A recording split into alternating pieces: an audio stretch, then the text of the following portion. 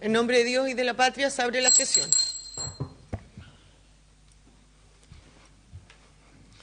Muy buenos días a todos. Saludamos al subsecretario, a la subsecretaria, a nuestros invitados, a nuestros senadores.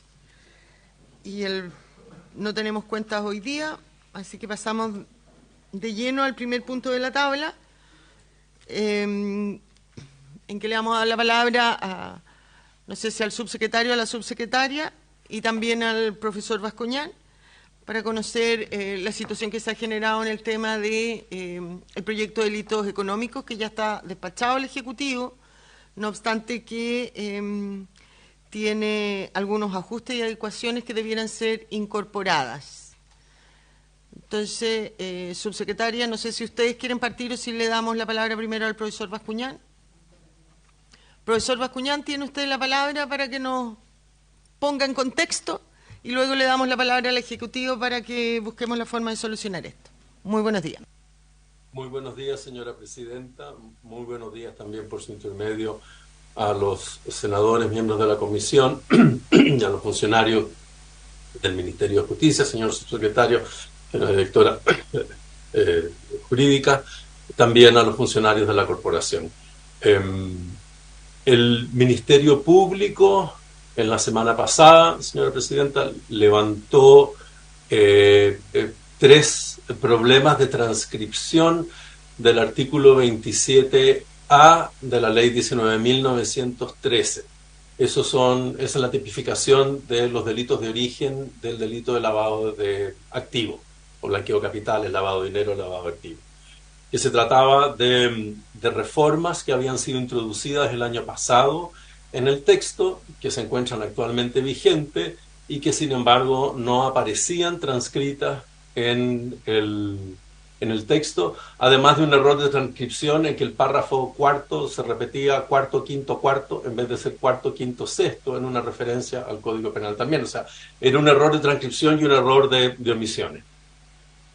Con ocasión de la detección de ese problema, que era un problema sensible, porque si la ley era promulgada o entraba en vigor con un texto del delito de lavado de dinero que no contemplara esas modificaciones, se produciría un problema de vacío legislativo en lo que respecta al estatus de delito de origen de esos delitos para efectos del lavado de activos. Se inició un procedimiento de búsqueda de problemas, que el texto tuviera problemas semejantes, problemas de referencia, problemas de concordancia, problemas de coherencia interna.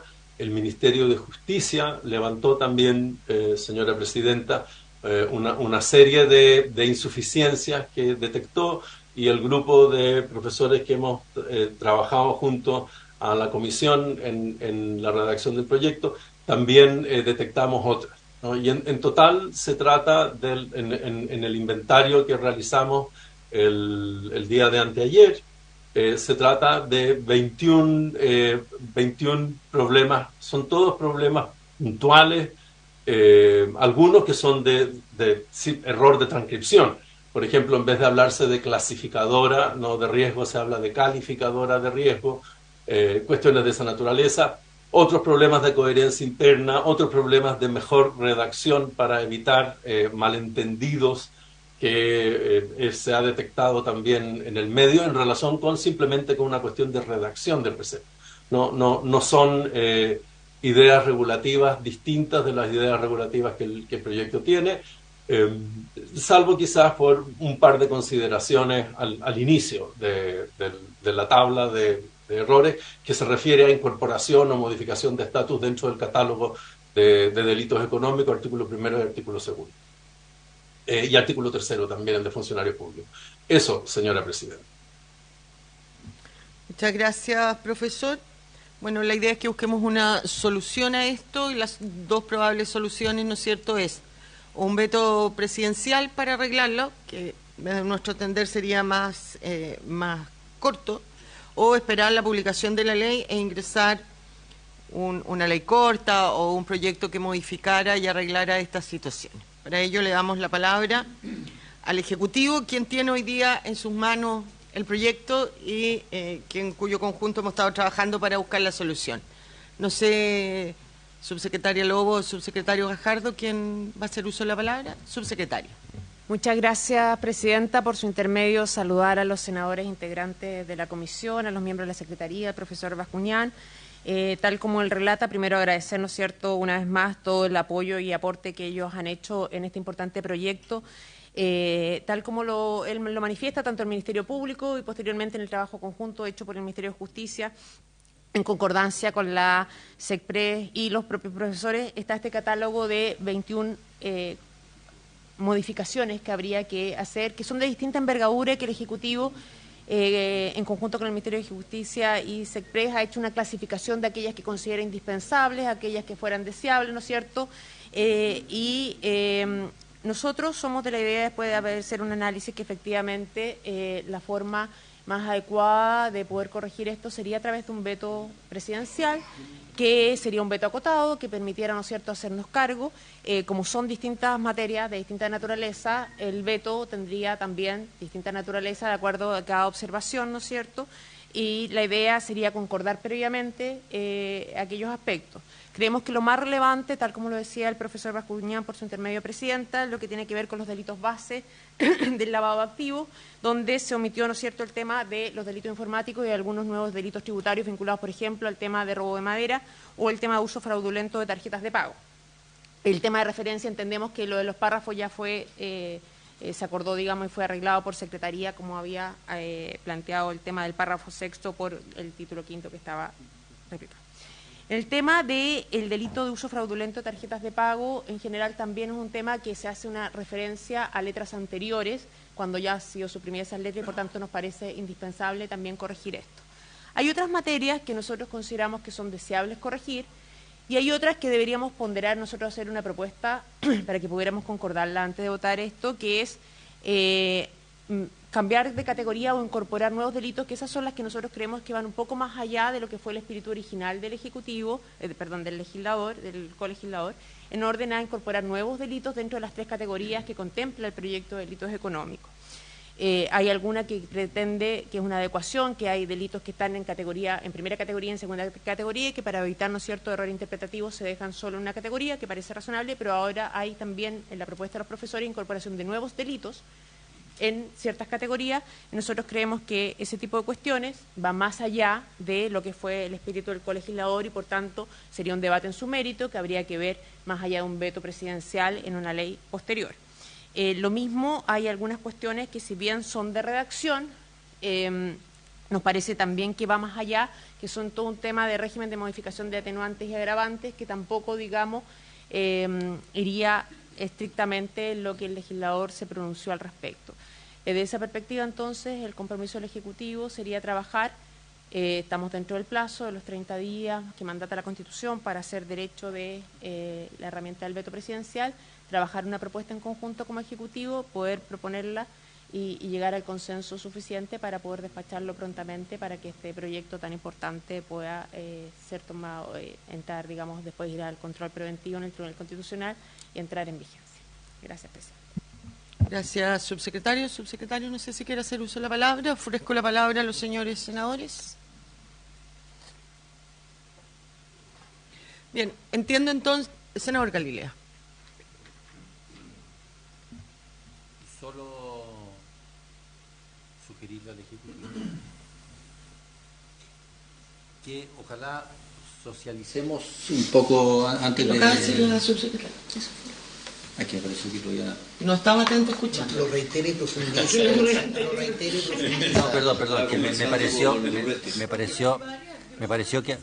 pareció que había dicho que lo iban a trabajar, pero yo quería que lo socializara previamente con la comisión para que no hubiera ninguna duda en ninguno de los aspectos del veto.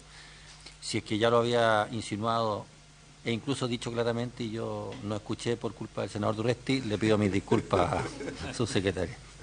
Gracias, senador. Subsecretaria. Sí, ratificar el punto, a lo mejor no lo dije con la simpleza y elegancia que requiere el senador Galilea, pero lo reitero y ese es el compromiso justamente, digamos, que podamos debatirlo en conjunto con la comisión previamente para garantizar, ¿no es cierto?, que tenga un consenso suficiente que permita su rápida aprobación. Gracias.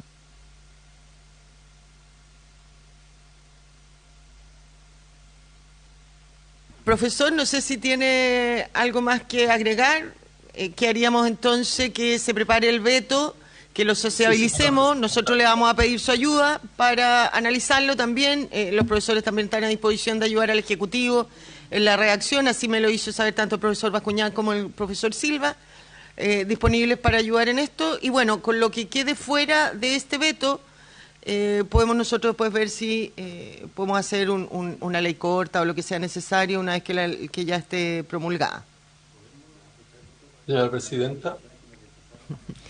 Profesor Bascuñán. Muy brevemente, primero, por su intermedio, quisiera saludar a la señora subsecretaria, no la había reconocido en la mesa. Muy buenos días. Concuerdo plenamente con el punto de vista de la subsecretaria de que lo que es indispensable es la corrección de las omisiones en el artículo 27A de la ley 19.913 y también la adecuación de la letra F de la ley 20.009 a la nueva situación que se produce por la derogación de las letras que la preceden. Es indispensable que eso se produzca. Esa fue una detección muy importante realizada también por el Ejecutivo.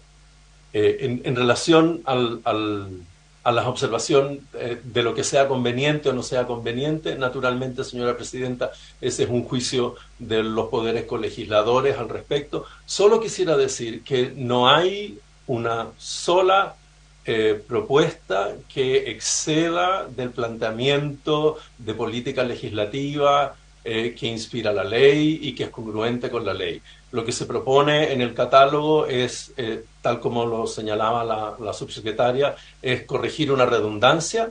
Lo otro es sencillamente cambiar de lugar de segunda categoría a primera categoría para corregir una incoherencia, ¿no? Hay una incoherencia en el proyecto si es que no se cambia de estatus la falsedad en la insolvencia común, porque resulta que la falsedad en la insolvencia de la microempresa es delito de la primera categoría y la falsedad común de la insolvencia es un delito que solo se haría responsable a grandes y medianas empresas. Por lo tanto, las pequeñas empresas nunca responderían por delito económico y no tiene ningún sentido que respondan las micros y las grandes y no las pequeñas. Eso es un problema de coherencia.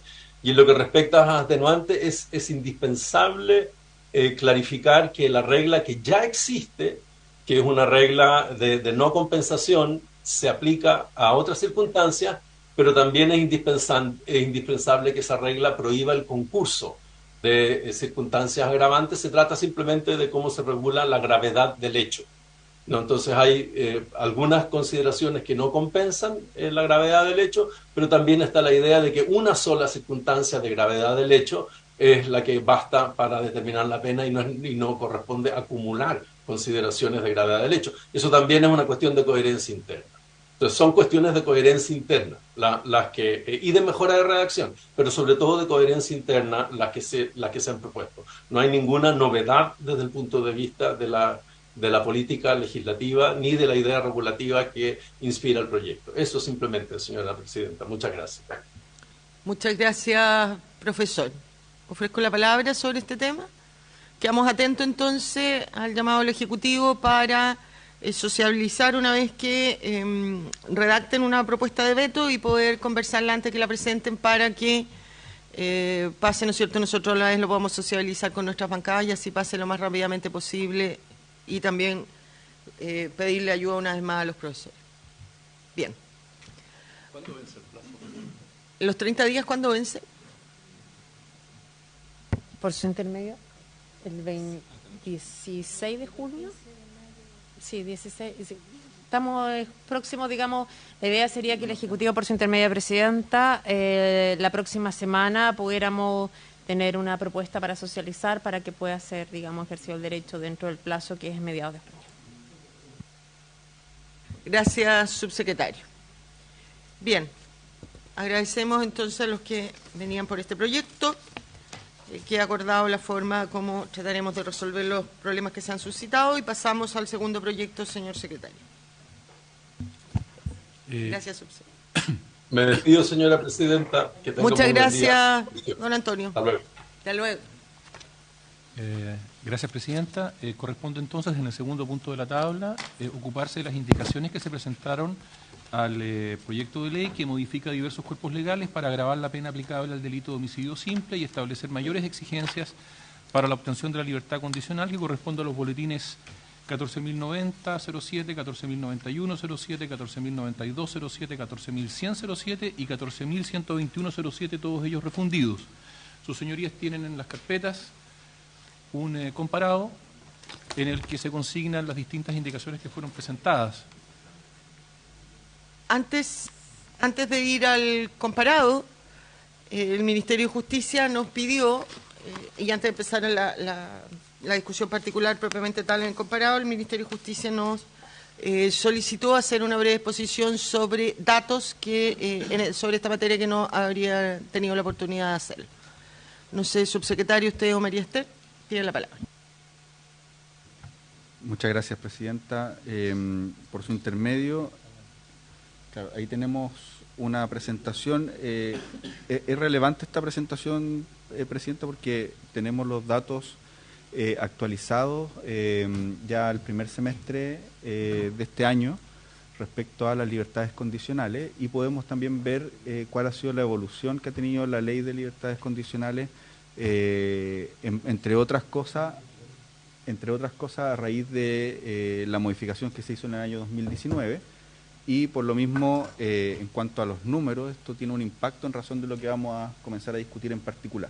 Entonces, gustaría darle la palabra a Marcela Corbalán, que es la jefa del Departamento de Reinserción Social de Adultos, que es precisamente quien preparó esta presentación con todos los antecedentes que tiene en cuanto a los datos ya de las libertades condicionales, y podemos ir viendo la evolución que ha tenido como instrumento, y solo con esto termino, que las libertades condicionales nos permiten dos cosas. Una, que las personas al interior de los establecimientos penitenciarios durante el tiempo de su condena tengan buena conducta, por lo que va a ser el beneficio de las libertades condicionales, con todo lo que eso impacta para la gobernanza de los establecimientos penitenciarios. Y lo segundo es que en general en todas las legislaciones comparadas existe un tránsito a la salida al medio libre, es decir, las personas no pasan de la privación de libertad inmediatamente al medio libre, sino que pasan de una manera regulada, transitada y con cierta vigilancia, que es lo que hace precisamente la libertad condicional, sobre todo después de la reforma del año 2019 al establecer los delegados de libertad condicional. Entonces, en esos dos sentidos me parece que los datos que nosotros les vamos a mostrar han tenido un impacto bien importante desde el año 2019 en adelante, y eso es precisamente lo que queríamos compartir con ustedes. Si no puede seguir la presentación, sí, ningún problema. Compartamos a los senadores, por favor, se lo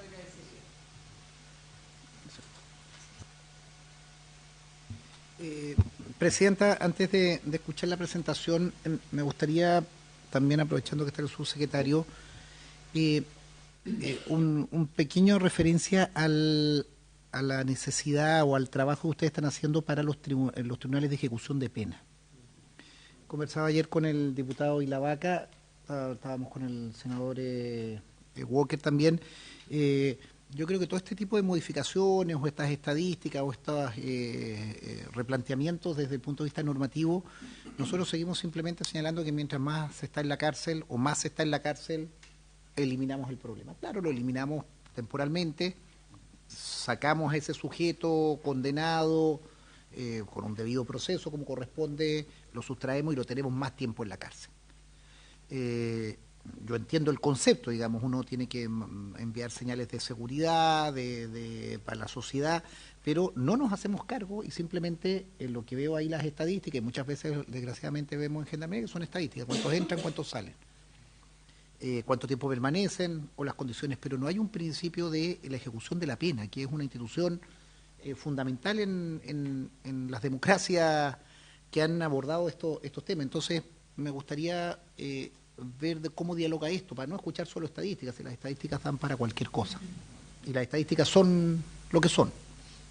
Me gustaría de escuchar del Ejecutivo en esta presentación qué es lo que hay o qué es lo que tienen pensado sobre los tribunales de ejecución de pena como un elemento fundamental en la arquitectura de abordar este problema de manera sistémica y no simplemente con más años de encierro o con más dificultad o facilidad para las libertades condicionales, sino con un principio más orgánico. Gracias, senador. Senador Cruzcoque. Muchas gracias, Presidenta. Junto con saludar al subsecretario y quienes lo acompañan. Como muestra la presentación, a partir del año 2019, y conversábamos acá con el senador Walker, se produce una baja de los otorgamientos por parte de la Corte. A mí lo que me interesa saber es efectivamente si el sistema carcelario chileno incorpora de alguna forma a esas personas que van a salir en libertad. O sea, ¿qué efectos tiene esto sobre precisamente también el hacinamiento? Que probablemente también es uno de los problemas que nosotros tenemos, la eventual viabilidad de construcción de nuevas cárceles, de separación del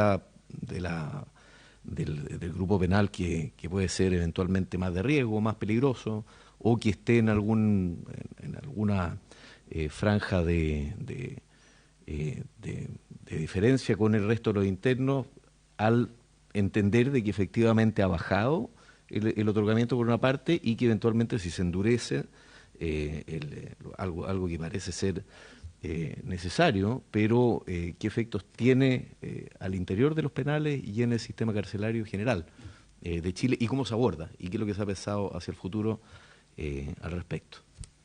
Gracias, Presidente. Gracias, senador. Subsecretario. Muchas gracias, Presidenta. Muchas gracias a los senadores por las dos preguntas. Creo que son muy importantes para la discusión que se va a comenzar en particular. En razón de la primera pregunta que hacía el senador Durresti en cuanto a los tribunales de ejecución de pena, nosotros actualmente estamos discutiendo, bueno, primero que todo comparto lo que él señala en el sentido de que los tribunales de ejecución de pena son fundamentales, que exista además una ley de ejecución de pena es una de las grandes falencias y deudas que tiene nuestro sistema judicial y en particular nuestro sistema penitenciario, y uno podría decir es de los países del mundo, de las democracias más estables que no tienen leyes de ejecución de pena, lo que obviamente es un problema para el sistema judicial. Hay bastante literatura al respecto que señala que nuestro país ha desarrollado muy bien la parte general, la parte especial del derecho penal, el proceso penal, pero tiene una deuda importante en uno de los aspectos fundamentales que tiene que ver con todo el sistema de justicia, que tiene que ver precisamente con la ejecución de las penas. En ese sentido, actualmente en la Cámara de Diputados, en la Comisión de Constitución, a raíz de una moción parlamentaria, principalmente del diputado Ilavaca, que era una moción muy acotada, dado que crear tribunales es algo que es de iniciativa exclusiva del Presidente de la República, conforme a nuestra Constitución. Se comenzó el año pasado a discutir la ley de ejecución de pena y nosotros ahí tenemos el siguiente compromiso, que estamos discutiendo hoy por hoy toda la parte general de esa ley y nosotros vamos a ingresar una indicación con la parte orgánica de esa ley, es decir, con la creación de jueces especiales de ejecución y en algunos casos de tribunales de ejecución, que es los últimos datos que estamos terminando de revisar con los datos que nos están entregando las corporaciones administrativas del Poder Judicial, la corporación administrativa.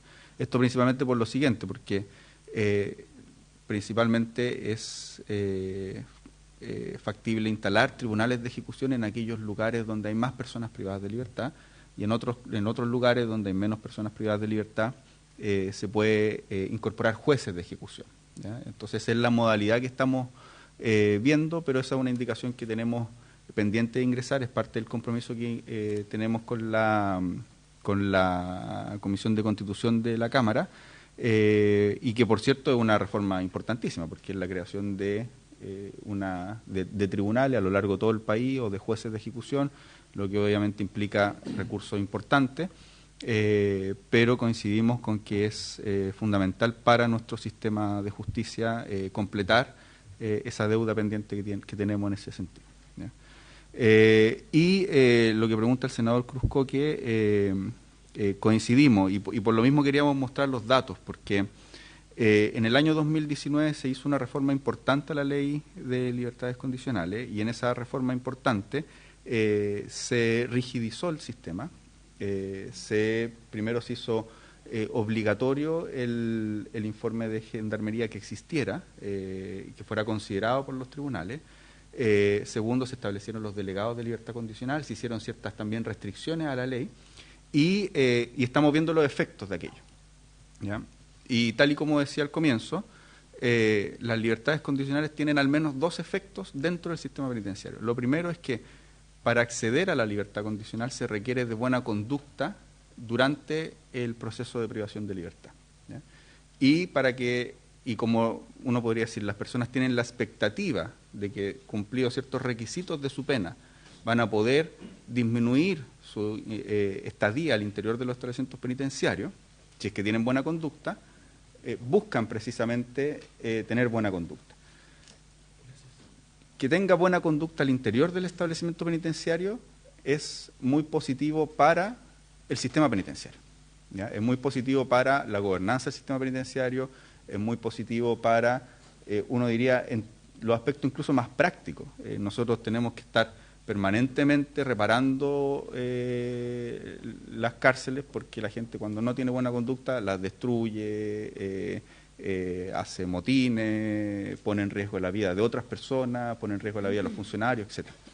Entonces, las libertades condicionales a nosotros nos ayudan a realizar precisamente aquello, que es algo que no se puede hacer, y la conducta humana lamentablemente tiene muchas veces esa característica. No se puede hacer solo con tener reglas represivas respecto a la mala conducta, sino que también se requiere tener muchas veces incentivo, y la libertad condicional nos permite que las personas tengan ese incentivo, porque si tienen buena conducta van a hacer aquello. Pero además también nos ayuda a hacer lo que plantea el senador Cruzcoque, que es que las personas tengan un tránsito regulado al medio libre, ¿ya? Es decir, las personas no pasen de sin ningún escalafón intermedio desde la prisión a el exterior, ¿ya? Y eso también es muy importante para nuestro sistema, ¿ya? Es muy importante para nuestro sistema. Y ahí también se hicieron reformas el año 2019 que implicó una regulación mayor, porque antes las personas estaban en libertad condicional, que era una de las principales críticas, y la forma de regular que estas personas estuvieran cumpliendo con su libertad condicional era la firma semanal o mensual. Semanal. Y ahora hay un delegado que se preocupa de que las personas tengan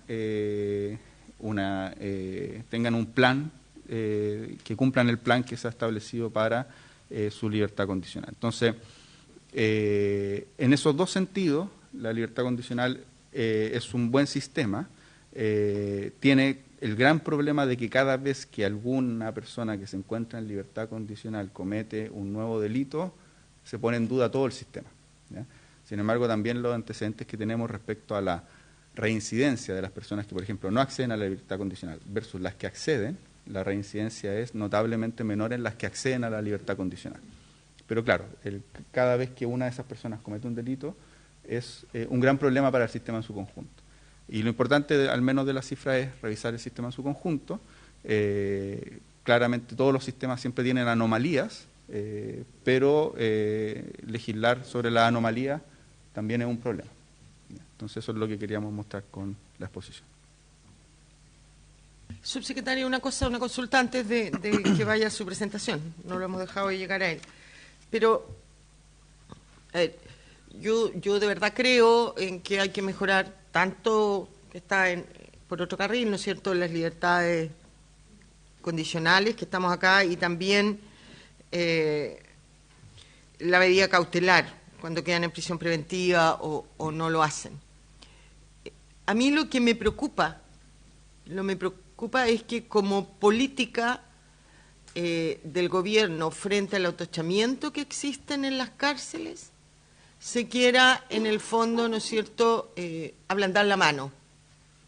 Y esto uno lo puede ver incluso, bueno, ahora estaba viendo las estadísticas y pareciera que no, pero la percepción que hay en la opinión pública, ¿no es cierto?, es que hay personas que no debieran quedar en libertad una vez que son formalizados y sin embargo quedan en libertad, o otros que deberían seguir privados de libertad frente a la peligrosidad que ello significa, el que estuviera en libertad y muchas veces a los mismos informes de Gendarmería, que con la modificación del 19, efectivamente, del 2019 se modificó en el sentido de que necesariamente debe existir, que la comisión debe considerarlo, lo que no significa que sea vinculante, pero que cuando no lo considera debe fundamentar por qué no lo hace.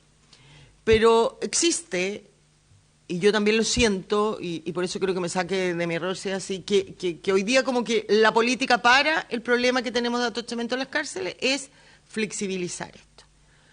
Que creo que no es una buena política cuando vivimos, nunca es una buena política, menos cuando vivimos una crisis de seguridad, ¿no es cierto? Y lo mismo cuando uno ve el incentivo que hace el Ejecutivo y que también lo tiene la Corte, porque también es su problema lo que está pasando en las cárceles, con las expulsiones judiciales de personas migrantes, porque idealmente, claro, debieran hacerse esas expulsiones, pero para ello uno debiera tener las fronteras controladas, porque si no, y lo hemos visto, y cada día salen más casos, lo mismo que cuando una persona chilena queda en libertad o una persona extranjera, pero que está regular en Chile y que está siendo condenada, queda en libertad y comete un delito, usted dice, claro, se pone en prueba todo el sistema.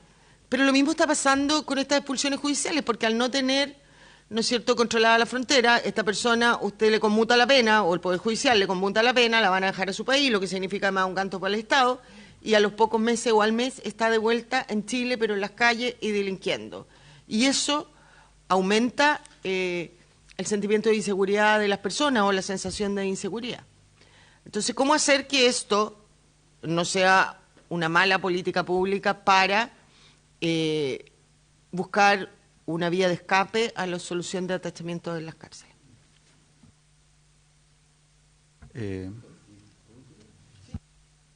Sí. Por último, subsecretario, presidenta, tras el suyo, me faltan en el informe las estadísticas de lo que decía usted, del comportamiento, reincidencia de los libertos condicionales. Eso yo creo que es importante. Y la otra parte de la primera pregunta que hice es el problema carcelario general, en términos, me imagino que se estará pensando, había cuenta de todo el problema de seguridad que ha habido en tener más cárceles, concesionar más cárceles, tener cárceles públicas, no sé. Y esa parte me faltó. Gracias. Ya. Muchas gracias, presidente. Bueno, son hartas preguntas, pero bueno.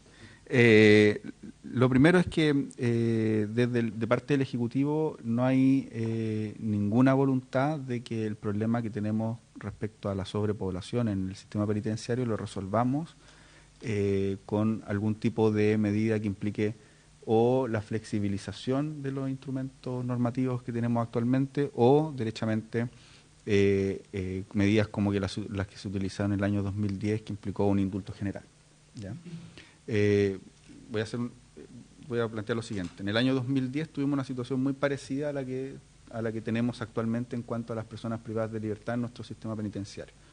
En el año 2010 existían aproximadamente 52, 54 mil personas privadas de libertad, ustedes me corrigen ahí el número exacto, con una capacidad del sistema penitenciario muy similar a la de ahora, de 40.000 en ese tiempo. ¿Ya? Entonces teníamos 12.000, entre 12.000 y 14.000 personas de sobrepoblación en los establecimientos penitenciarios. Sin embargo, ocurrió un hecho que fue muy impactante para toda la sociedad y para todos nosotros, que fue el incendio en la cárcel de San Miguel, donde murieron 81 personas, personas privadas de libertad y dentro de las cuales habían hechos muy dramáticos, como por ejemplo personas que estaban ahí en prisión preventiva por haber comercializado CD piratas, como se les dice. ¿Ya? Entonces, personas que mueren precisamente por la sobrepoblación, entre otras cosas, porque cuando hay sobrepoblación, el riesgo de la cárcel aumenta significativamente. Desde cosas que son muy cotidianas, en el fondo se empiezan a conectar más hervidores eléctricos, se empieza la gente a utilizar más cocinilla, los espacios no son lo suficiente y cualquier riesgo que ocurra permanentemente en una cárcel se aumenta al doble o se aumenta.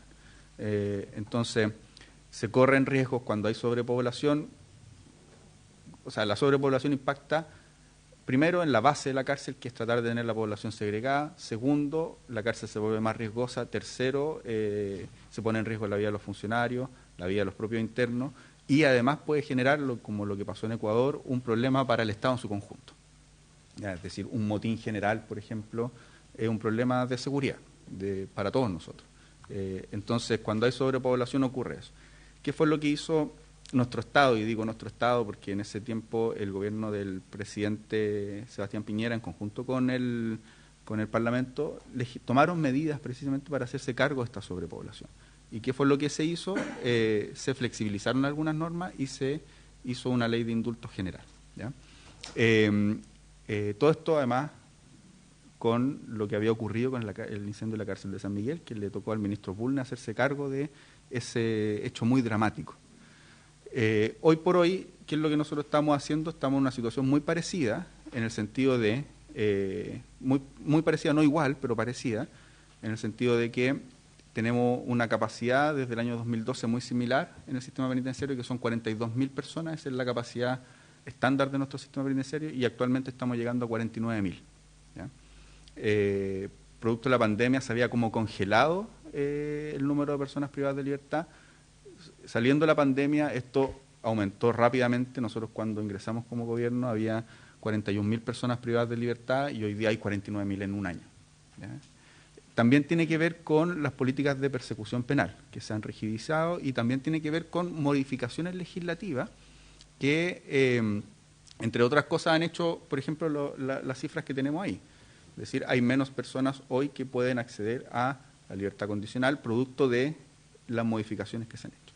¿Qué es lo que nosotros hemos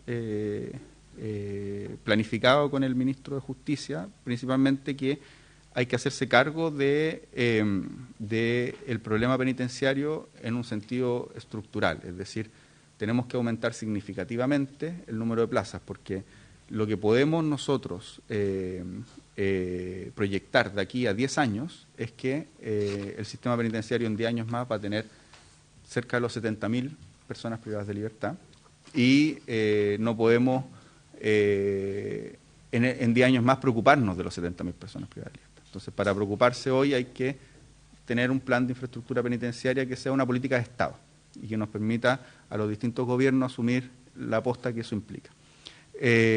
Sin embargo, hay que hacerse cargo del problema urgente y para eso estamos con dos líneas de trabajo. Una que es mantener la capacidad del sistema penitenciario en las 42.000 plazas y recuperar todas las plazas, porque eso, aunque parezca poco, es una tarea constante. Y de hecho, por ejemplo, hoy día, en un rato más, vamos a reinaugurar la remodelación del módulo 114 en la cárcel de aquí de Valparaíso, que es un módulo para 200 plazas, pero un módulo que se encontraba inhabilitado por cuestiones insalubres desde el año pasado, entonces lo pudimos reinaugurar y para la gestión de esa cárcel en particular, que es una de las cárceles complejas que nosotros tenemos, tener 230 plazas más es muy relevante para la gestión de la misma. Entonces hay como un micro plan que tiene que ver con toda esta gobernanza de las cárceles, pero además un plan de proyección de inauguración y construcción de cárceles nuevas. Entonces ahí tenemos dos cárceles que se van a inaugurar prontamente. Una es el Manzano en Biobío, que tiene una capacidad para 1.000 y tantas plazas. Estamos esperando que eso se pueda inaugurar el segundo semestre de este año y nos permite descongestionar de manera importante.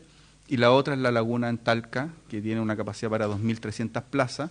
Es un proyecto que ya se terminó de construir, es un proyecto que nosotros heredamos. Y eso es precisamente lo que nosotros también queremos ir sentando las bases para que, porque construir una cárcel hoy son proyectos muy grandes.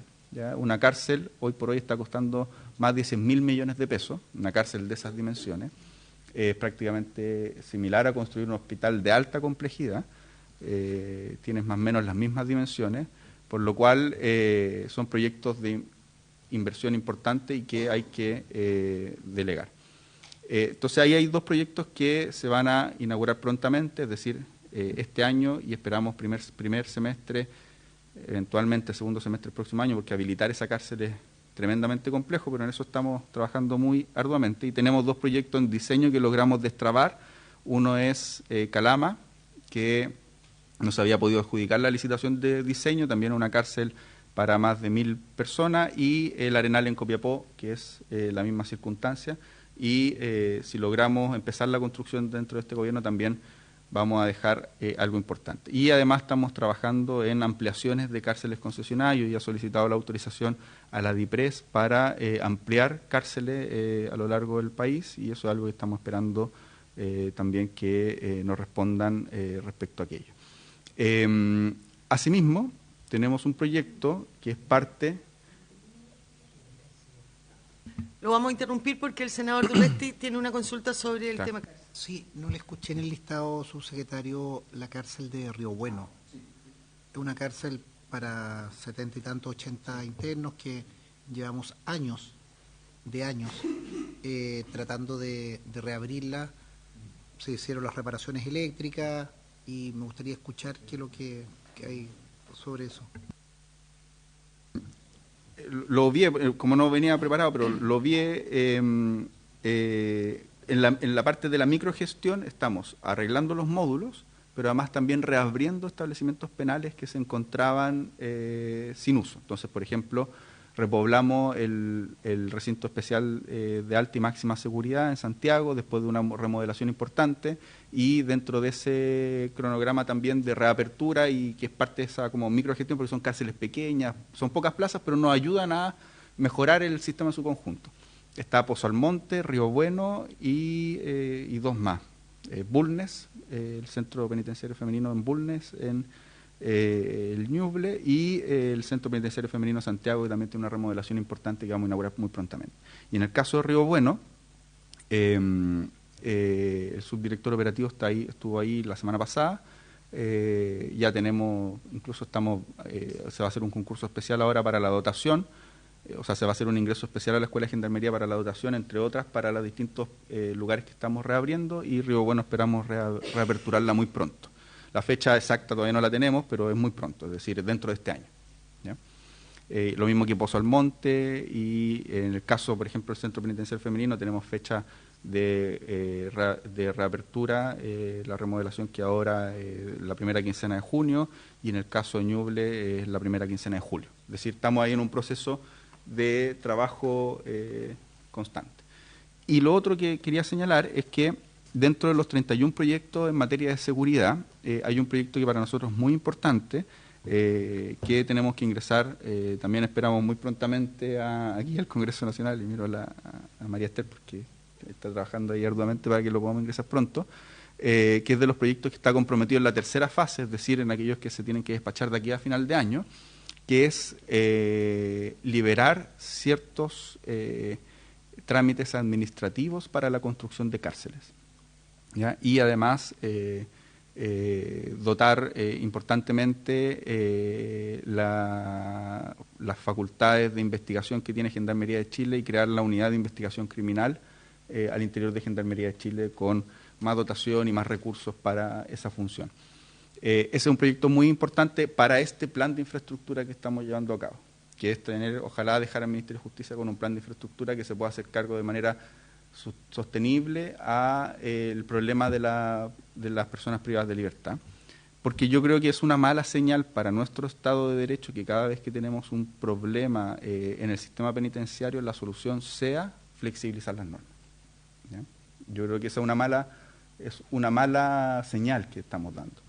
Otra cosa es que también tengamos muy presente que todo lo que hacemos en el ámbito penal tiene impacto en el sistema penitenciario, y que tengamos muy presente el sistema en su conjunto al momento de tomar las decisiones de política pública y legislar.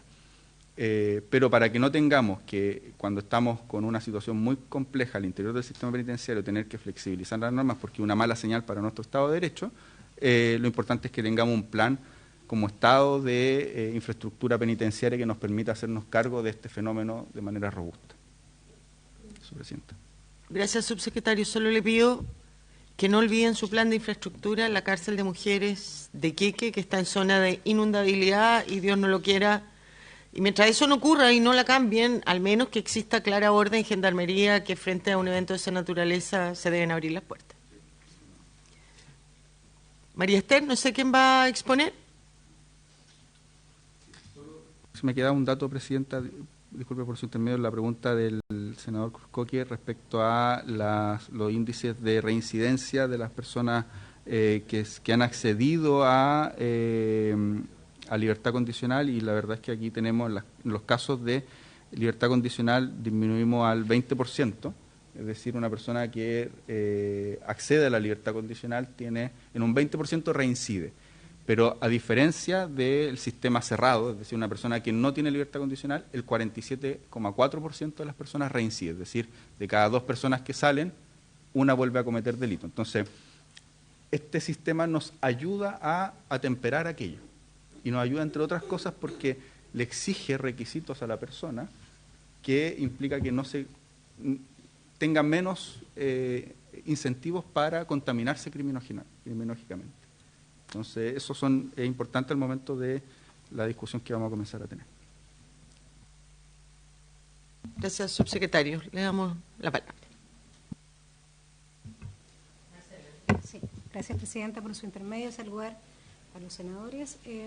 Y lo que queremos mostrar acá, como ya lo ha dicho el subsecretario, es la evolución de la libertad condicional, tanto en la postulación como su otorgamiento por las comisiones de libertad condicional, y también cómo se han comportado las Cortes concediendo o rechazando las acciones de amparo, que en la práctica se han convertido como en una segunda vía.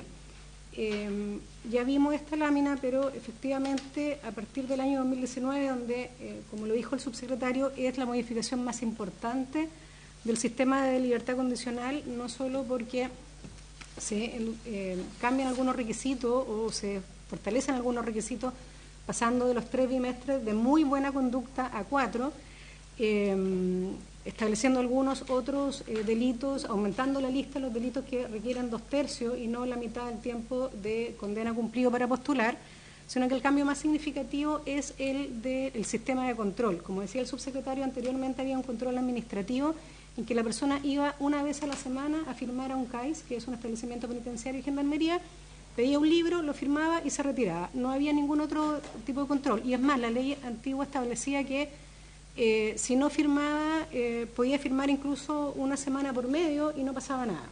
O sea, la revocación era solo al cometer un nuevo delito o si faltaba 2 semanas consecutivas a firmar. Este sistema de delegado de libertad condicional es un cambio significativo porque significa o implica un acompañamiento, es un funcionario de gendarmería, el delegado de libertad condicional, que acompaña a la persona que está gozando de la libertad condicional. Se establece un plan de intervención individual, el delegado tiene sesiones periódicas, el primer año tienen que ser una vez al mes mínimo, y se hace además contacto con el municipio, se abren redes. En cada una de nuestras seremis existe una mesa regional de libertad condicional que está presidida por nuestro secretario regional ministerial, donde concurren los otros servicios justamente para canalizar y para apoyar a la persona que está en libertad condicional en este regreso paulatino al medio libre. Lo que queremos mostrar acá es el número, digamos, la anterior era una tabla, ahora es un gráfico, y queremos mostrar entonces la evolución del número de postulaciones y el número de concesiones por la comisión. Como ustedes pueden ver, la modificación de la ley fue en enero del 2019, por tanto, en el primer semestre, abril del 2019, se produjo el impacto que bajan las postulaciones porque se cambia el requisito de 3 bimestres a 4 bimestres, es decir, la persona tiene que tener 8 meses con muy buena conducta. Señalar además que tener muy buena conducta, como decía el subsecretario, es una cuestión difícil en las unidades penales. No es solo la ausencia de falta, no es solo no tener falta o no cometer falta al régimen interno. La conducta tiene 4 componentes: estudio, trabajo, régimen interno, es decir, no cometer falta, y además intervención especializada. Cuando tienen muy buena nota en todos esos componentes, tienen muy buena conducta. Si falla alguno, tienen buena, regular, pésima o mala. Con buena conducta podrán postular a otros beneficios, como la reducción de condena. Pero para postular a la libertad condicional es muy buena conducta. Es decir, cada uno de esos factores tiene que estar calificado con esa nota. Esta la verdad que es una lámina que separa el gráfico anterior, pero también queríamos mostrar la misma fluctuación, el número de postulantes, el número de libertades condicionales otorgadas por la comisión Esto es ya no en números, sino en porcentaje, y podemos ver cómo en el año 2018 más de la mitad de los postulantes se les concedía la libertad condicional. Ahora, este semestre que acaba de terminar en el mes de abril, solo el 7% de las personas que postularon obtuvieron la libertad condicional otorgada por la comisión. Si sumamos, dos puntos porcentuales, si sumamos los recursos de amparo. Pero también ahí queríamos graficar que la concesión por recursos de amparo también ha disminuido. Probablemente se deba a que antes de la modificación del 2019, como el informe psicosocial de Gendarmería, que tiene que dar cuenta de los factores de riesgo de reincidencia, no estaba en la ley, por tanto, era prudencial de la comisión hacerse cargo o no, muchas veces las comisiones no fundamentaban el rechazo. Y cuando no hay fundamentación, hay arbitrariedad, y entonces, en general, las Cortes concedían el recurso de amparo fundamentado más bien en la falta de fundamentación del rechazo de la comisión. Como a partir del 2019 este es un requisito obligatorio, las comisiones se hacen cargo del informe y fundamentan el rechazo. Por lo que creemos que eso podría incidir en una baja también en la concesión de las acciones de amparo. Esto grafica del 100% de las... Marcela, la interrumpo. Sí, Senador Presidenta. Galilea. Gracias, Presidenta. En relación al tema de los amparos, yo tengo una duda. Quería saber si han visto con más detalle, porque independiente de que ambas líneas han bajado, hay menos libertades por comisión y hay menos libertades por amparo, el porcentaje de amparos concedidos respecto de lo resuelto por la comisión es gigantesco, es muy alta. O sea, estoy mirando el primer semestre del 2022, o sea, el año pasado, fueron más las libertades concedidas por amparo que por la comisión. Y aunque después esa proporción baja, sigue siendo altísimo el número de libertades por amparo en relación al monto, o sea, al número total. Entonces, ¿qué es lo que...? Porque es llamativo que la Corte considere que hay una privación de libertad arbitraria, siendo una persona que está condenada, que hay una sentencia, que hay todo un proceso para que pueda postular, hay una comisión en que hay jueces y ministros, y aún se funda la resolución, y aún así la Corte dice, no, esta prisión es arbitraria, que no es cualquier cosa una frase como esa. Entonces, ¿qué es lo que pasa? Yo no sé, a lo mejor todavía, si no tienen un análisis así más profundo, yo les pediría hacerlo, porque a mí me llama mucho la atención la cantidad de amparos que se otorgan en esta materia en relación a las decisiones de las comisiones. Entonces, no sé si lo han profundizado esto o no. Si es que no lo han hecho, les pediría que lo revisaran, porque a mí me llama, hace rato que me viene llamando profundamente la atención, y sigue siendo un número, estamos hablando porcentualmente, por supuesto, porcentualmente sigue siendo altísimo, en mi opinión. Subsecretario Marcela, no sé. Subsecretario. Presidenta, por su intermedio, nosotros tenemos al menos dos hipótesis al respecto. La primera es que al año 2019, cuando se produce la reforma, tal como lo decía Marcela, efectivamente el informe de Gendarmería no era un informe que muchas veces se tomara en consideración, primero porque no era obligatorio, y segundo no se tomaba necesariamente en consideración por parte de las comisiones. Entonces, lo que nosotros hemos podido evidenciar es que las comisiones deliberaban libremente, y posteriormente a aquello las Cortes acogían los recursos por falta de rigurosidad, por arbitrariedad de parte de las comisiones, etcétera. Entonces, ahí se generaba una diferencia entre las comisiones y las cortes, que era muy clara y era básicamente un procedimiento, uno podría decir, muy estándar que se daba en las cortes. Pero eso genera, como nosotros conocemos cuando conocemos la práctica judicial, las prácticas judiciales no son tan fáciles de cambiar, ¿ya? Se generan culturas judiciales donde hay ciertas cosas que tienen un tiempo en cambiar. Entonces, desde el año 2019, donde el informe es obligatorio que exista, las comisiones también tuvieron que ajustar su proceso, y en ese ajuste nosotros estamos viendo, entre otras cosas, las consecuencias del día de hoy, donde efectivamente 2021, 2022 todavía los recursos de amparo que se acogían eran muy altos, muy menores en razón de los que se acogían antes, 2019, 2018, hacia atrás, pero todavía altos, pero ya este primer semestre son muy pocos, o sea, 97 del total. Lo otro que es importante que ustedes sepan, que nosotros tenemos aquí, nosotros no tenemos sí. Yo no iba tanto al número, en términos absolutos ha bajado. Si lo que me llama la atención, porque los amparos siempre son respecto del pronunciamiento de la comisión. Sí. Entonces me llama profundamente la atención de que las Cortes le enmienden la plana, por así decirlo, a la comisión de manera tan reiterada. Eso es lo que a mí me llama la atención, sí. En que es una persona que está presa, que tenía que tener requisitos para postular, que se analizan, hay informes de gendarmería, de conducta, de cada uno de los temas que explicó Marcela. La Corte dice, no, usted no cumple,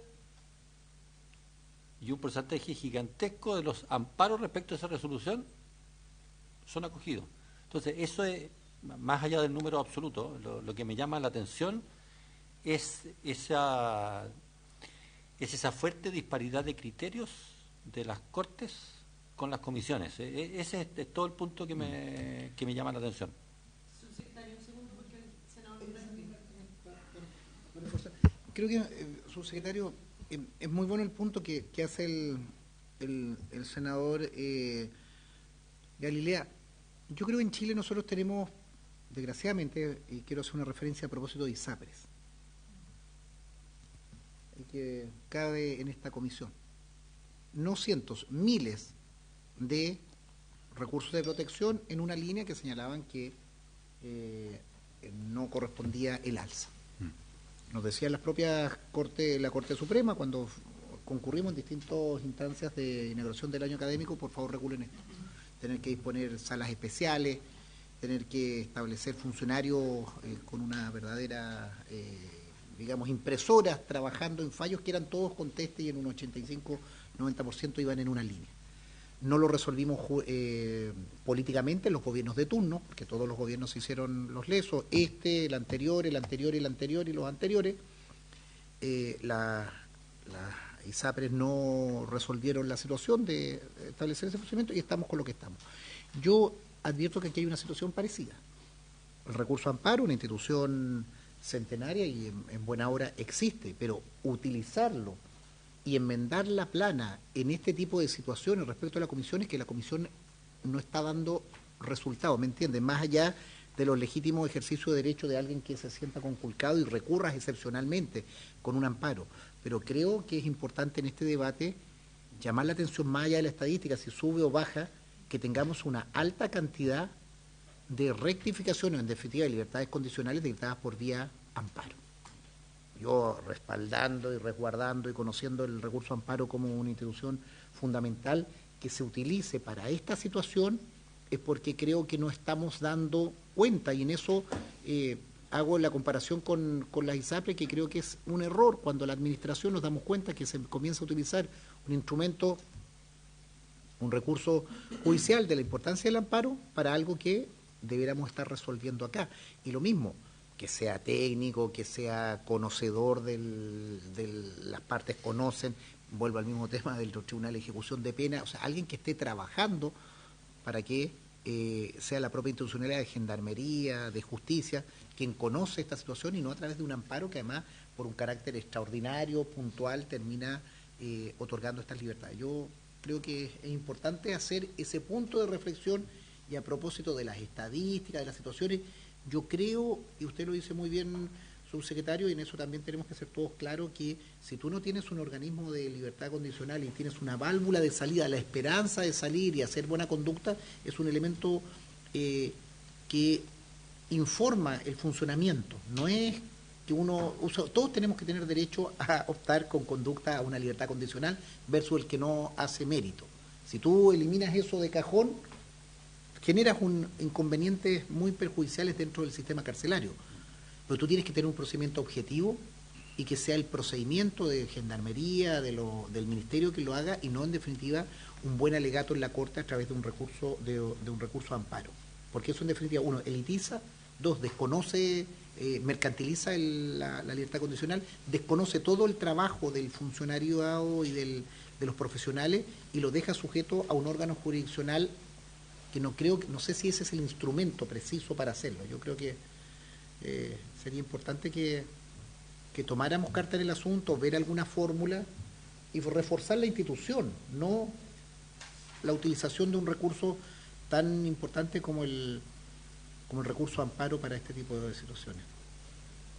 Subsecretaria, hay una última, no sé si tienen el dato acá o si lo pueden hacer llegar. A lo mejor la misma primera tabla por las comisiones regionales. Sí, para ver si es lo mismo, si es el mismo o las comisiones que funcionan, obviamente, en las ciudades más grandes, que las cárceles tienen más personas, o si el criterio es el mismo en todas las comisiones. Me gustaría tener este mismo cuadro de la primera página, pero por regiones, por comisión regional. Subsecretario, tiene Muchas gracias, Presidenta. Bueno, yo creo que son muy buenas preguntas todas, porque efectivamente nos hacen que esto lo podamos conversar de una manera bien sistémica con todos los elementos que están en curso. Lo que yo estaba planteando es que desde el 2019, a raíz de la reforma, hemos podido ir viendo algo que es preferible, algo que precisamente es lo que busca que haga el sistema y que es un poco lo que plantean los dos senadores. Es decir, que si tenemos un sistema administrativo que hace informes de conducta, que posteriormente esos informes de conducta tienen que ser considerados, ponderados y evaluados adecuadamente y en su mérito por estas comisiones de libertad condicional, que son un espacio creado por la ley especialmente para aquellos de carácter jurisdiccional, lo lógico es que esa sea la decisión que debiera quedar firme. ¿Ya? Siempre es bueno que existan instancias superiores, pero instancias superiores que mantengan más o menos la misma lógica. ¿Ya? Eso es lo que uno podría decir. Y tienen que ser la excepcionalidad. Sin embargo, desde el 2019 en adelante hemos visto que eso ha ido ocurriendo. ¿Ya? Es decir, se asienta que, si vemos, por ejemplo, antes del 2019, teníamos, en el 2019 teníamos un 57% lo otorgaba la Comisión, y un 47% de las libertades condicionales vía recurso. ¿Ya?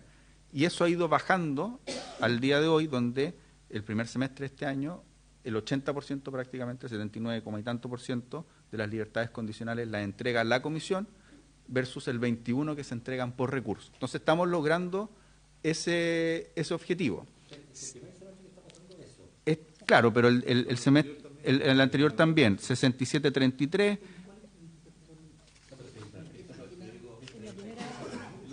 Estamos de acuerdo. No, si estamos... En esa se puede ver. O también en la... No, estamos de acuerdo. O sea, estamos de acuerdo con que sigue siendo mucho, pero me parece que podemos ver, la cifra no va a una línea en descenso, donde se estabiliza que el amparo sea excepcional.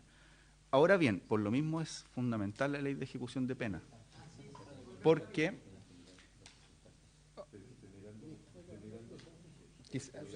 ahí Sí, pero ese dice lo mismo. Claro, refleja. Dice lo mismo. Claro, Dice ahí que lo bajando tenemos. al final. Va subiendo Que subieron en un momento y luego bajó. el azul en la comisión y el naranjo, bueno, naranjo, amarillo, ¿no? Es como ese marrón, ocre. Claro, ese porcentaje es el de recursos. Entonces vemos que en el 2019 uno podía ver que era casi igual, mitad y mitad, y de ahí ha ido aumentando sosteniblemente la comisión y disminuyendo el de recursos, salvo algunas excepciones en particular, que fue en el año 2020, que es cuando se empiezan a estabilizar los sistemas.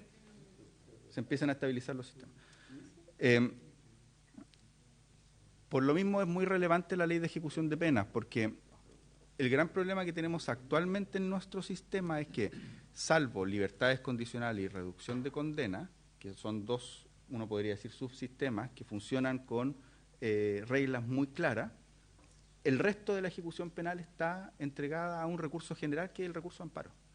Entonces, si nosotros tenemos ejecución de pena, que es lo que hemos estado planteando, de hecho, en la discusión que prácticamente tuvimos el día lunes en la Comisión de Constitución, si nosotros, la idea de la ejecución de pena es que sea ese el instrumento a través del cual se resuelvan este tipo de cosas, y no sea el recurso de amparo, que tiene otro objetivo. El recurso de amparo fue creado para las detenciones ilegales, fue creado para los problemas que tienen las personas en la libertad ambulatoria, que sean detenidos ilegalmente, pero no fue creado como un medio para resolver la ejecución de las penas. Entonces, se ha extendido, la jurisprudencia lo ha extendido a este tipo de situaciones porque no existe otro mecanismo. Entonces, si nosotros logramos generar el debido empalme, nos va a permitir que eso disminuya. Ahora bien, hay una cifra que nosotros no tenemos, porque es algo que tenemos que construir.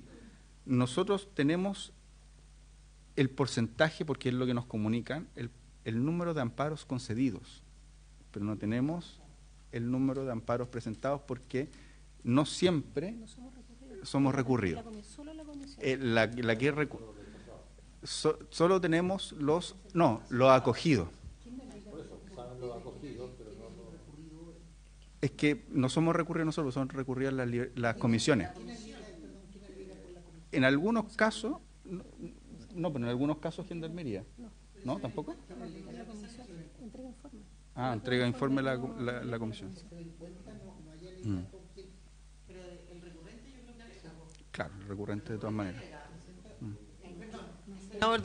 Presidenta, que yo creo que, no obstante que no era como la idea, nos hemos concentrado en un tema y no hemos escuchado, claro, pero creo que es importante el debate, y creo que no hay una diferencia ideológica o política. Yo creo que estamos contestes en que la libertad condicional es parte del instrumento de funcionamiento, que se profesionalice, que sea objetiva, y también hacemos este llamamiento que en buena hora el recurso de amparo comienza a ser más excepcional. Pero de todas maneras, que sea excepcional en un 21% no deja de... No es excepcional, sino que es... O sea, pasamos de un 68% a un 21%, sigue siendo importante. Y ahí la pregunta, y sería bueno no para ahora, para poder construirlo, la pregunta que hacíamos, cuando se recurre de amparo, obviamente el recurrente alega a través de su letrado, pero ¿quién es el recurrido? ¿Quién es el recurrido? ¿Es alguien en representación de la comisión? ¿Es el Consejo de Defensa del Estado? ¿Es el Ministerio? ¿Es el Ceremi? Yo creo que también, al no haber una contraparte que reivindique y que fundamente la decisión, que es profesional, es fundada, terminamos elitizando las libertades condicionales, porque un buen alegato, con un buen abogado, por tanto con buenos recursos, te permite obtener una libertad condicional alegándola en corte de apelaciones, y obviando todo el trabajo que en buena hora hemos construido a través de estas comisiones. Entonces, creo que ahí hay una disparidad que debiera buscar alguna fórmula de seguir teniendo la libertad condicional, de que sea rigurosa, de que sea susceptible obviamente de recursos, pero no con un quinto de libertades otorgadas por esta vía. Yo creo que ahí hay una anomalía. No, solo para complementar, porque me parece sumamente interesante este tema.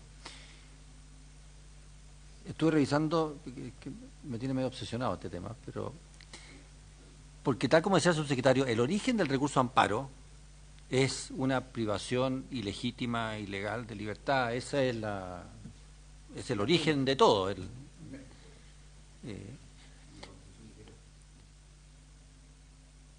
Pero al final en los ingleses, ¿cómo se llama? La habeas corpus. ¿Sí? Bueno, no nos vamos a ir para atrás, pero 1215. 1215, justamente. También.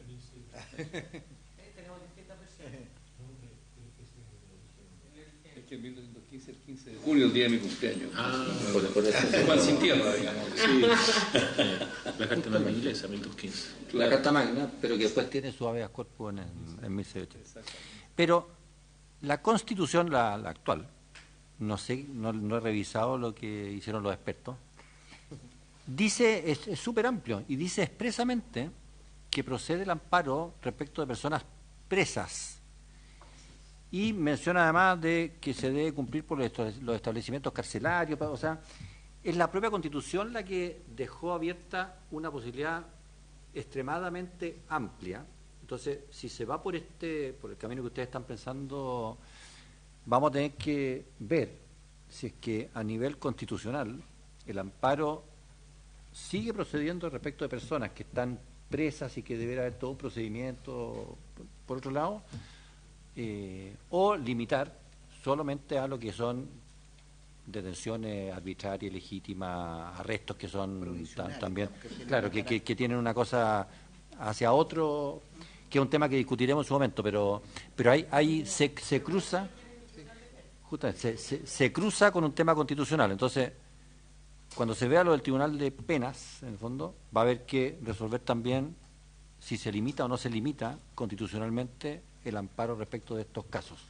Es para dejarlo lanzado.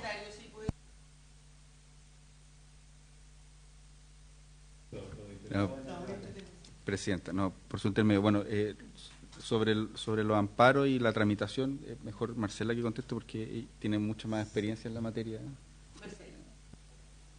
Por su intermedio, Presidenta, las acciones de amparo se interponen en contra de la Comisión de Libertad Condicional. Excepcionalmente, muy excepcionalmente, en contra de Gendarmería de Chile por no haber sido postulado. Cuando Gendarmería considera que no cumplen los requisitos y no lo presenta, podemos encontrar casos en que la persona privada de libertad interpone una acción de amparo en contra de Gendarmería. Pero la regla general y los casos que estamos viviendo acá son casos que se presentan en contra de la Comisión, se ven en cuenta, no hay... Es que se presenta la acción de amparo en la Corte lo inicia la tramitación y pide un informe. Y el que evacúa informe es el presidente de la Comisión de Libertad Condicional. No se alegan. Se ven en cuenta, que es un ministro de la Corte de Apelaciones, de la misma Corte. No se alegan, se ven en cuenta. Sí, bueno, sí, claro, si está en la sala se inhabilitará, pero sí. No debería, por eso, se inhabilita, no debería integrar. Pero así funciona el sistema. Lo interpone la persona privada de libertad, generalmente la Defensoría Penal Pública, se pide informe, se evacúa informe por el presidente de la Comisión y la Corte resuelve en cuenta. Y si se rechaza, la persona privada de libertad apela a la Corte Suprema, que también lo ve en cuenta. No se alegan estas acciones. Y a menos que piden legato. Piden el legato, pero no se los dan, en la práctica. Excepcionalmente. La regla general es que... Sí. Hay que argumentar en el fondo por qué se pide el alegato. Excepcionalmente los concede. Pero ese es cómo funciona. ¿Sí? No, Presidenta, a veces estas discusiones, a propósito de que no estábamos precisamente con esto, nos demuestran ciertas anomalías. Y esto, no recordaba que está presidida la Comisión de Libertad por un ministro de Corte, que es ante la misma Corte que se recurre. Por tanto, los 3 integrantes de la sala que la ve, inhabilitándose o en la sala del lado, en definitiva están modificando en un 20 y tantos %, hasta en un 40, hasta en un 50 y tantos %, la decisión que un propio colega, estamos hablando de un ministro de Corte de Apelaciones, que le dimos el máximo nivel de representatividad en esa ley para que lo presida, enmendándole, además, por vía de recurso amparo y en cuenta. Entonces, yo creo que es una anomalía en el funcionamiento. Y yo creo que hay que hacerse cargo de eso, porque estamos invirtiendo tiempo, capacidad y dando fe en esa comisión, y al final por un recurso de amparo, que insisto, bien defendido por un abogado, bien remunerado, te permite tener la libertad salvando lo actuado por esa comisión. Entonces, que a alguien le enmienden, me lo decía aquí el senador Galilea, que a un juez le enmienden el 20% de sus fallos, que a una comisión le enmienden, que a las comisiones le estén enmendando el 21% de sus resoluciones, es que algo no está bien organizado. Yo entiendo en una excepción, alguien que lo discriminaron, alguien que fue preterido, alguien que fue mal evaluado, alguien que, no sé, en conjunto, está bien, tiene que haber un recurso extraordinario, pero que en definitiva a un órgano colegiado, presidido por un ministro de Corte de Apelaciones, esa propia Corte le esté enmendando este primer semestre un 21%, es que está funcionando, es que no está funcionando.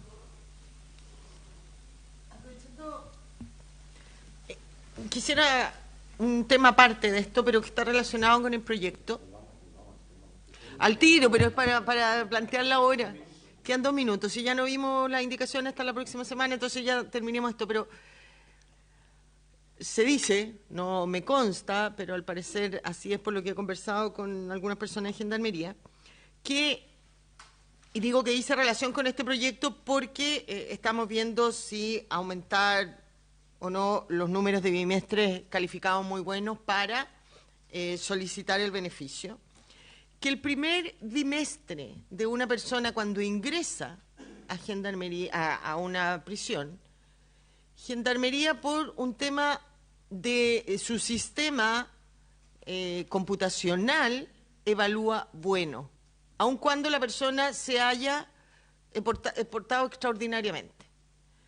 Lo que de alguna manera, muy sistema computacional será, pero va contra la ley, porque la ley en ninguna parte dice que el primer bimestre no debe contar, debe evaluarse así porque no hay mayor antecedente. Quisiera saber si eso es verdad y por qué se permite por un tema de sistema computacional de serlo. No tengo esa respuesta, Presidenta, para hacerle muy... Eso, sí, porque no tendría que preguntarle a la Gendarmería a ver cómo funciona el sistema computacional. Tenía que decir, le doy la palabra a María Esther. Que prefiero que lo revisemos bien y ahí le respondemos con los antecedentes que nos entregue Gendarmería, efectivamente. Lo que sí, yo creo que es bien importante en las estadísticas que vimos y que tiene implicancia en cuanto a los bimestres, es que cuando se hizo el aumento en el año 2019 de 3 a 4, el número de postulaciones, yo creo que el gráfico disminuyó sustantivamente. En el número de postulaciones. Entonces, el 2019, el postulaciones son los azules. En el semestre del 2019 hubo 2.034 postulaciones. Claro. Y el segundo del 2018, 3.664. Efectivamente, ahí disminuyó. Entonces, pasa de 3 a 4 y genera una disminución. Claro, después se vuelve a aumentar. Vuelve a elevarse. Pero eso es relevante también para las decisiones que se tomen, porque disminuir, o sea, aumentar, va a implicar que menos gente tenga el incentivo de postular, ¿ya? Y con todo lo que eso implica para el comportamiento interno al interior de los establecimientos penitenciarios. Eso también es relevante en las cifras que estamos mostrando. Pero la otra respuesta, Presidenta, se la traemos la próxima semana. Muy bien. Habiendo dado término al objeto de esta sesión, agradeciendo a todos nuestros invitados y esta grata y muy interesante conversación. Después de pasar por se levanta la sesión. Por todo. El cumpleaños del senador.